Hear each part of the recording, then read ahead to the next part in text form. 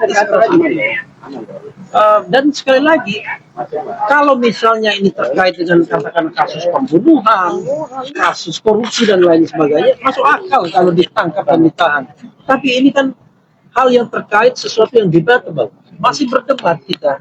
Apakah yang dilakukan Mas Roy dan Dr. Tifa itu adalah benar pencemaran nama baik, benar fitnah? Bagaimana kalau memang ijazah itu memang benar-benar tidak ada, seperti yang dikatakan Bonatua Silalahi, atau ijazah itu memang benar-benar palsu? Apalagi kemudian tim pemburu ijazah palsu itu sudah melaporkan beberapa pihak yang diduga juga terlibat dalam proses pembuatan. Jadi ini kan dalam proses pembuktian yang belum tentu klien kami salah, ya kan? Bahkan kalau saya sebagai lawyernya mengatakan klien kami sama sekali tidak salah, dan kami yakin bahwa memang betul yang namanya 99,9 ijazah itu palsu. Nah, karena itu sekali lagi kami protes keras terhadap penangkapan dan penahanan ini, apalagi dilakukan ketika Dr. Tifa hendak ujian disertasinya, seminar hasil. Pukul 8 dia mau ujian, pukul 7 dia ditangkap. Padahal dia mau pergi ke suatu tempat untuk ujian tersebut. Kalau Mas Roy gimana? Mas Roy itu lebih tragis lagi.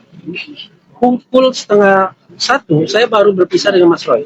Setengah 1 atau jam 1 malam dini hari, karena kami ada acara di Bandung.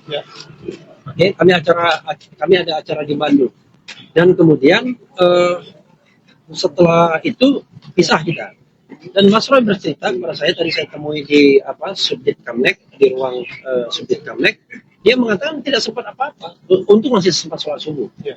Jadi belum mandi, belum berpakaian secara layak, dan kemudian dipaksa untuk dibawa ke Polda Metro. Ya, karena kedua klien kami tidak mau ribut aja, ya sudah ikut saja ke Polda Metro tanpa menandatangani, Mas Roy ya yang firm, tanpa menandatangani surat penangkapan tersebut. Oke, Bang Refli. Ya. Ini kan sebenarnya sudah mau P21. Ya. Artinya tinggal seminggu kurang lah harusnya P21. Kenapa tiba-tiba Polda tiba-tiba menangkap? Alasannya apa tadi? Atau ada obrolan? Kita kan nggak bisa. Ya, kita kan nggak bisa kemudian menanyakan kepada pihak yang hanya melakukan perintah. Kalau dia mengatakan salah seorang penerima kan, ya kami sudah melakukan perintah Bang. Nah, pertanyaannya adalah siapa yang membuat perintah tersebut? Apakah yang membuat perintah tersebut itu ada pesan-pesan dari pihak lain?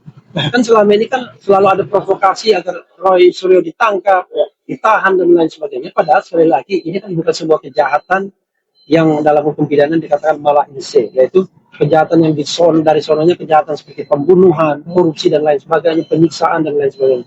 Tapi ini adalah sesuatu di gray area, wilayah yang benar nggak bahwa ini adalah pencemaran nama baik? Ini mengatakan bukan. Ini adalah public accountability, tanggung jawab publik untuk mantan kepala negara itu membuat sebuah klarifikasi yang benar-benar memadai bahwa ijazahnya memang asli ketika ada warga negara mempertanyakan.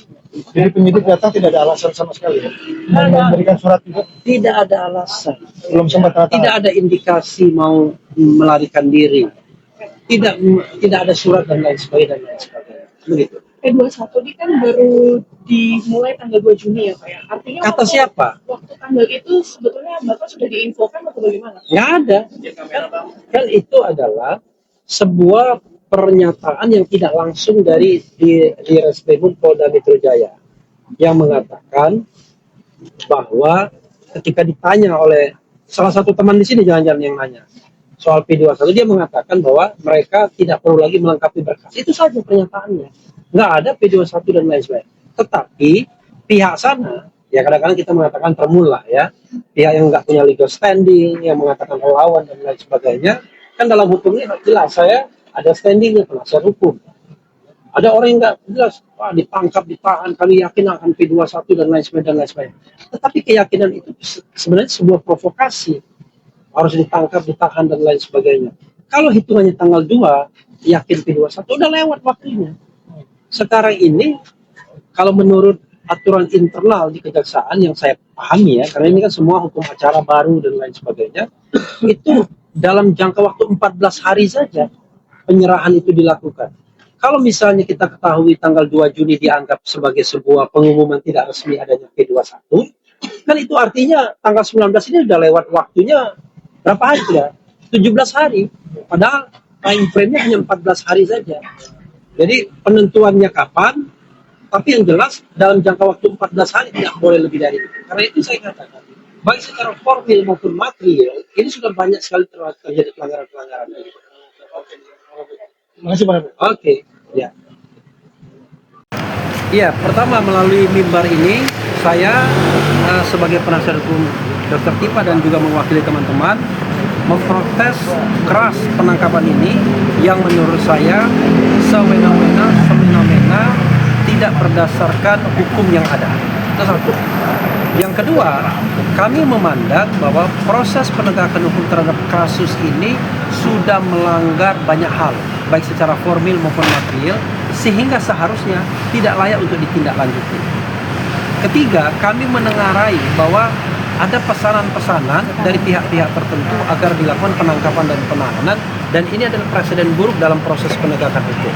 Yang keempat, ini kasus bukanlah kasus kejahatan luar biasa seperti korupsi, kemudian pembunuhan dan lain sebagainya, tetapi sebuah kasus dalam ranah mala in prohibita, sesuatu yang dilarang saja, tetapi jangan lupa ini masih debatable karena konstitusi mengatakan ada kebebasan menyatakan pendapat baik secara lisan dan tulisan. Kelima, yang dilakukan oleh Dr. Tifa dan juga Mas Roy adalah meneliti sebuah dokumen publik, dokumen yang pernah digunakan untuk pencalonan wali kota, pencalonan gubernur, dan pencalonan presiden dan wakil presiden. Tidak ada salahnya. Undang-Undang Kebebasan Informasi Publik mengatakan itu dokumen publik, putusan KIP, ya, Komisi Informasi Publik, juga mengatakan itu dokumen publik. Terhadap dokumen publik tidak dibutuhkan permisi, tidak dibutuhkan semacam kulonwon kalau untuk melakukan penelitian. Sehingga sekali lagi, selain protes secara terbuka melalui publik ini, melalui media publik, kami tentu akan melakukan langkah-langkah. Nah, salah satu langkah yang sudah saya pribadi lakukan dan juga teman-teman adalah menghubungi pihak-pihak yang otoritatif. Kami sudah menghubungi Ketua Komisi 3 DPR RI agar mereka menegur, melakukan pengawasan terhadap Polda Metro Jaya. Karena itu wilayah pengawasan mereka sebagai fungsi pengawasan Dewan Perwakilan Rakyat. DPR tidak boleh diam saja menghadapi soal ini. Sekali lagi, ini adalah ranah konstitusional hak warga negara untuk berserikat, berkumpul, mengeluarkan pendapat baik secara lisan dan tulisan. Kami juga sudah menghubungi pihak-pihak lain yang juga berkepentingan terhadap ini, berkepentingan terhadap stabilitas nasional, agar kasus ini kemudian tidak merambat kemana-mana dan justru mengganggu program pemerintahan, karena akan terjadi protes sana, protes sini, dan bahkan kita tidak tahu apa yang akan terjadi kemudian kalau kemudian tindakan koersif ini terus dilakukan. Nah, karena itu kami menyiapkan langkah-langkah hukum lainnya yang layak, ya macam-macam, dan tentu kami tidak akan sebutkan terlebih dahulu karena langkah itu tidak diperlukan kalau Dr. Tifa dan Roy Suryo tidak ditahan. Ya, sekali lagi tidak ditahan karena not necessary untuk menahannya. Kami juga meminta opini, jaminan dari tokoh-tokoh agar tidak dilakukan penahanan. Tetapi tentu itu butuh waktu karena kita butuh komunikasi.